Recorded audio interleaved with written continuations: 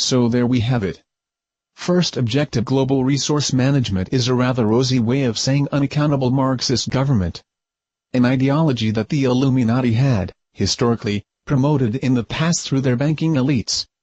Something they are clearly promoting through the Zeitgeist movement today when you think about it logically, because if they disagreed with it they would shut it down yesterday to preserve their interests.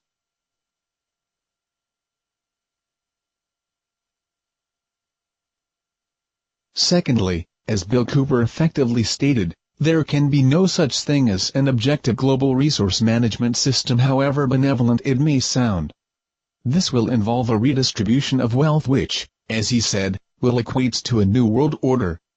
In addition, an objective global resource management system cannot be managed by imperfect men, and neither can any utopia of any stripe, because imperfect men cannot be objective.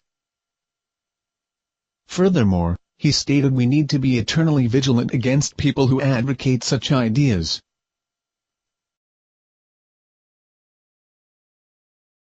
A sane person couldn't come to any other perspective. You would have to be in denial. Peter Joseph is clearly being deceitful and casts into doubt whatever else he says on other matters. Let's move on. 2. Technological organization. The existence of independent sovereign states is war, white or red, and only an elaborate miseducation blinded the world to this elementary fact. The Shape of Things to Come, H.G. Wells.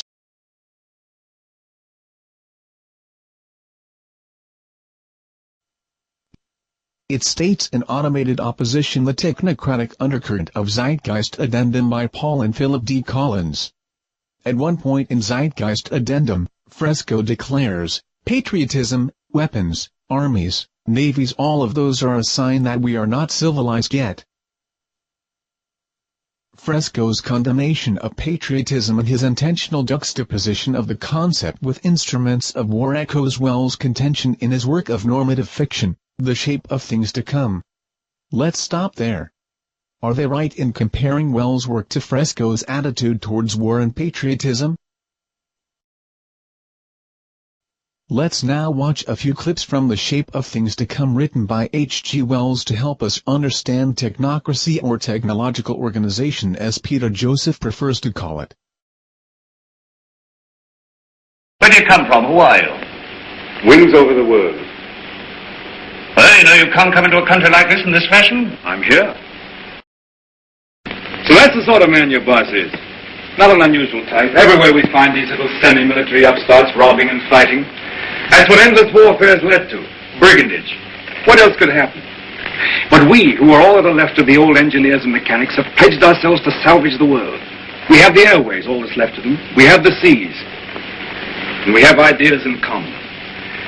The brotherhood of efficiency. The Freemasonry of science. We're the last trustees of civilization when everything else has failed. I've been waiting for this. I'm yours to command. Not mine. Not mine. No more bosses. Civilization's to command. Wings over the world, anyone? Anybody catch the comment about Freemasonry of science from the character Cabal?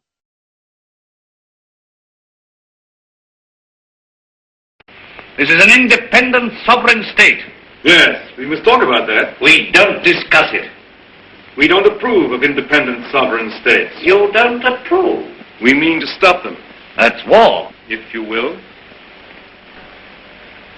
All right, I think we know how we stand.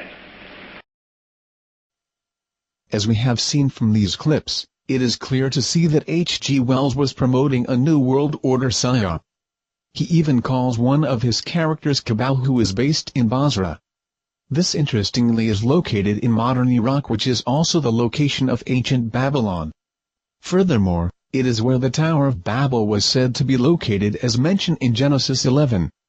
A very important location for occult esoteric-minded Freemasons. He even wrote a book called The New World Order and was quoted as saying, "When the struggle seems to be drifting definitely towards a world social democracy, there may still be very great delays and disappointments before it becomes an efficient and beneficent world system. Countless people will hate the New World Order and will die protesting against it. When we attempt to evaluate its promise, we must bear in mind the distress of a generation or so of malcontents, many of them quite gallant and graceful-looking people.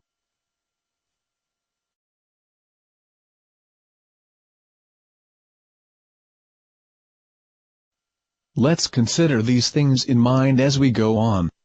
In particular, let us be mindful of this transition from a social democracy, one that implies accountability, to an efficient and beneficent world system which sounds like objective global resource management and technocracy rolled into one. Meet Jake Fresco. Jake Fresco is a self-educated industrial designer, author, lecturer, futurist, inventor, social engineer and the creator of the Venus Project. The Zeitgeist movement believes he's the person to implement the World Technical Organization or Technocratic governance. World Technocratic governance, however, is nothing new as we can see from another clip of H.G. Wells' book film The Shape of Things to Come. Watch this next clip on the creation of the new utopia city of Everytown. Our job is only beginning. For now, we have to put the world in order. It will be a long and complicated struggle, but we have the unity of a common order and a common knowledge. This is how I conceive our plan of operations. First, the roundup of brigands, that last dismal vestige of ancient predatory soldiery, the last would-be conquerors. Then settle, organize, advance, this zone, then that, and at last, wings over the world. And the new world begins. Okay, let's pause for a minute to take in what we have observed up to this point. First, the character Cabal, who earlier had stated there was no bosses, seemed very much the leader of this technocracy. It just goes to show that what people say and what people do are two different things, however benign they sound.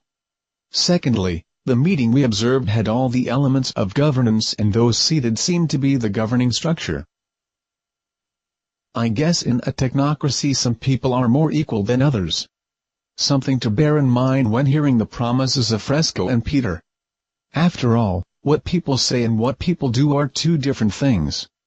Thirdly, this group dismissed other nations as run by brigands yet felt it justified to apply force to crush them one by one to impose their benign new order called Wings of the World.